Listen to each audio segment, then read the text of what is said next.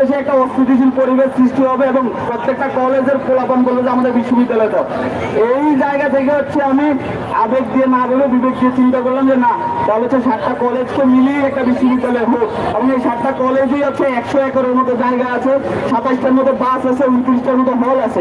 সবকিছু চিন্তা ভাবনা করে দেখলাম যে এটাই বেস্ট ছিল এবং আমি এই ডিসিশনটা নিয়েছি। নেওয়ার পরে আজও পর্যন্ত আমাকে থ্রেট দেওয়া হয়, গতকাল রাতেও আমাকে থ্রেট দিছে। আমি ফার্স্ট ইয়ারের পরীক্ষা দিতে যাবো, ওই ফার্স্ট ইয়ারের পরীক্ষা আমি দিতে পারি নাই ভালোভাবে, আমার রেজাল্ট খুবই খারাপ আসছে। ওই রেজাল্টের আগ পর্যন্ত, ওই পরীক্ষার আগ পর্যন্ত আমাকে থ্রেটের উপর রাখছে।